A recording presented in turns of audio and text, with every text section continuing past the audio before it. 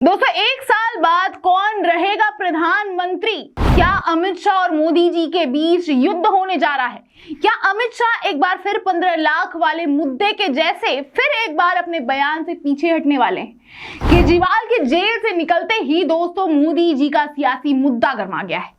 क्या हुआ है असल में दोस्तों, जानने के लिए आपको वीडियो पूरा देखना होगा कि कैसे मोदी जी और अमित शाह में माहौल इतना गर्मा गया है कि बात अब प्रधानमंत्री पद पे आ गई है और इसमें योगी जी को कैसे 360 डिग्री घुमाया जा सकता है वो भी बताएंगे। लेकिन वीडियो शुरू करने से पहले मैं आपसे दरख्वास्त करूंगी कि देश नीति को सब्सक्राइब जरूर करें। नमस्कार, स्वागत है आपका देश नीति में।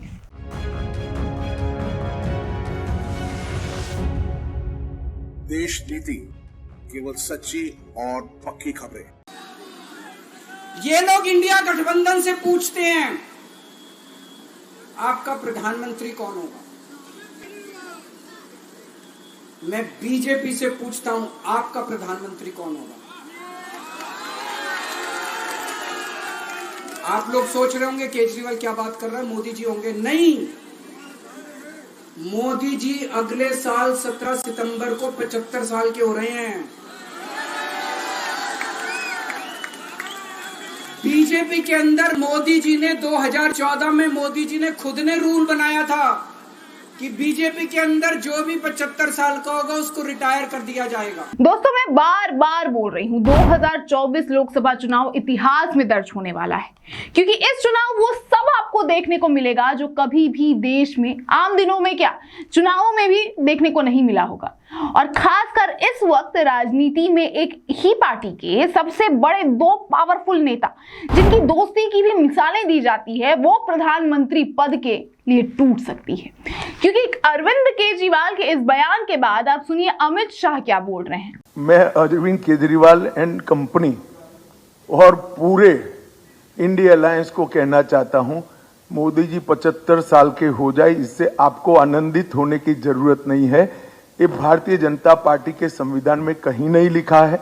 मोदी जी ही ये टर्म पूरी करेंगे और मोदी जी ही आगे देश का नेतृत्व करते रहेंगे। इसमें भारतीय जनता पार्टी में कोई कंफ्यूजन नहीं है, ये कंफ्यूजन खड़ा करना चाहिए। तो मोदी जी अभी अगले साल 17 सितंबर को 75 साल के हो जाएंगे और बीजेपी के रूल बुक के हिसाब से 75 साल के बाद आपको रिटायर होना होता है।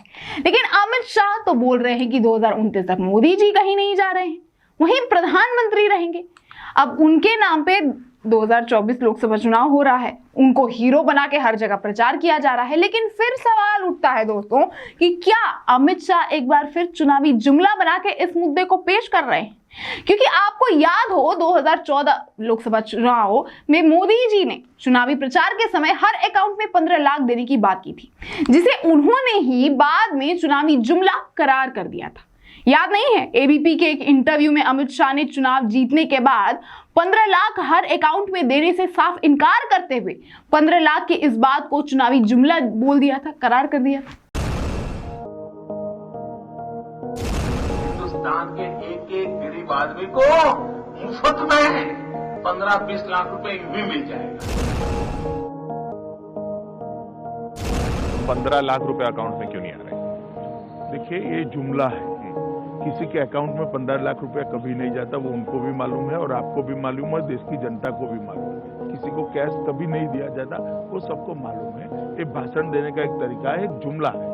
अगर किसी ने ये मान के वोट दे दिया कि मेरे अकाउंट में तो 15 लाख आ रहे हैं, जैसा वो कह रहे हैं, ऐसा कोई नहीं मानना चाहिए। आप बताइए ना, आप मानते हैं? नहीं, मैं तो ये मानता हूँ कि ये चुनावी भाषण में वजन डालने के लिए बोली गई हुई बात है। तो दोस्तों, यहाँ ये सवाल उठता है कि बीजेपी के लाल कृष्ण आडवाणी, मुरली मनोहर जोशी, सुमित्रा महाजन, शांता कुमार, हुकुम देवनारायण यादव, शत्रुघ्न सिन्हा, सत्यनारायण जटिया, कलराज मिश्रा, कुटिया मुंडा, बीएस कोश्यारी को बीजेपी के रूल बुक के मुताबिक क्यों 75 साल होते ही इन्हें रिटायर कर दिया? क्यों इन्हें 75 साल के होते ही पार्टी से आउट कर दिया गया? और ये ऑफर मोदी जी के लिए इनवैलिड है। कभी सोचा है दोस्तों? क्योंकि अमित शाह के हिसाब से 15 लाख की बात भी जुमला थी और अब भी मोदी जी के 2029 तक प्रधानमंत्री पद पे बने रहना भी एक चुनावी जुमला हो सकता है। क्योंकि बीजेपी के रूल बुक के मुताबिक पहले बात थी कि 75 साल के बाद आप नेता चुनाव नहीं लड़ सकते हैं, जिसे 2029 में बीजेपी ने बदलकर ये बोल दिया कि नहीं आप चुनाव तो लड़ सकते हैं भैया, लेकिन उन्हें जो भी 75 साल के ऊपर हो गए हैं उन्हें कोई भी सरकारी पद नहीं दिया जाएगा, उन्हें कोई भी मंत्री पद नहीं दिया जाएगा। लेकिन अब अमित शाह बोल रहे हैं कि मोदी जी चुनावी पद के सबसे ऊंचे कमान प्रधानमंत्री पद को भी संभालेंगे। तो यहाँ सवाल ये उठता है कि क्या मोदी जी 75 साल के बाद मोदी जी इस लायक रहेंगे कि वो प्रधानमंत्री जैसा अहम पद संभाल सके, क्योंकि उन पे कई बार ये भी आरोप लगा है कि मोदी जी की उम्र हो चली है और उनके बढ़ती उम्र के साथ वो काफी ज्यादा फंबल करने लगे हैं। और अभी तो चुनावी भाषणों में जो वो भाषण दे रहे हैं, ऐसा कई लोग का मानना है कि उम्र के इस पड़ाव में उन पे सवाल खड़े कर रहे हैं कि उनकी मानसिक स्थिति भी थोड़ी सी, उस पर भी सवाल खड़ा हो रहा है। दोस्तों, केजरीवाल जेल से निकलते ही आने वाले समय के पद के लिए एक गंभीर मुद्दा खड़ा कर चुके हैं, प्रधानमंत्री पद के लिए खासकर, और साथ ही अमित शाह की चाणक्य नीति को देख के ये अंदेशा भी लगाया जा सकता है कि हो सकता है कि मोदी जी को एज अ मॉडल अभी पेश किया जा रहा है, लेकिन एक साल बाद अमित शाह खुद प्रधानमंत्री भी बनने की तैयारी में हो।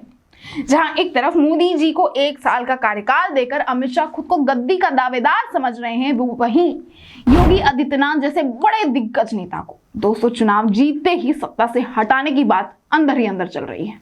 शिवराज सिंह चौहान जी की, वसुंधरा राजे की, डॉक्टर रमन सिंह को राजनीति से गायब खत्म कर दिया, खट्टर साहब को कर दिया, और अब जब मैंने जनता से पूछा, सारी जनता बोली योगी जी का अगला नंबर है। तो कल इनकी पार्टी के सारे नेताओं ने मोदी जी के लिए तो कहा कि मोदी जी पे 75 साल वाला लागू नहीं होगा, लेकिन एक भी नेता ने ये नहीं कहा कि योगी जी को नहीं हटाया जाएगा। तो एक तो ये पक्की हो गई पिछले 24 घंटे में बात कि अगले 2 महीने के अंदर योगी जी को उत्तर प्रदेश के सीएम से हटाया जा रहा है। इस देश के बच्चे की जुबान पे ये था कि योगी जी को अगले 2 महीने में चुनाव जीतते ये लोग हटाएंगे, तो ये बात तो कल पक्की होगी कि योगी जी को हटाया जा रहा है। दोस्तों, केजरीवाल के जेल से निकलते ही सियासी मुद्दा काफी ज्यादा गर्मा चुका है। जिसे कहा जाता था जय वीरू, वो सौदागर के राजेश्वर और वीरू निकल सकते हैं। बाकी आपको क्या लगता है दोस्तों, क्या मोदी जी ही 2029 तक प्रधानमंत्री बने रहेंगे या अमित शाह अपने ही इस बयान को एक बार फिर चुनावी जुमला करार कर देंगे? अपने विचार हमें कमेंट सेक्शन में जरूर बताएं और वीडियो को ज्यादा से ज्यादा शेयर भी करें। और इस चुनावी माहौल में देश नीति आपको सारे चुनाव के अपडेट देता रहे, उसके लिए देश नीति को सब्सक्राइब भी कर लीजिएगा। आप देख रहे हैं देश नीति, मैं आपके साथ गेटी भाविया।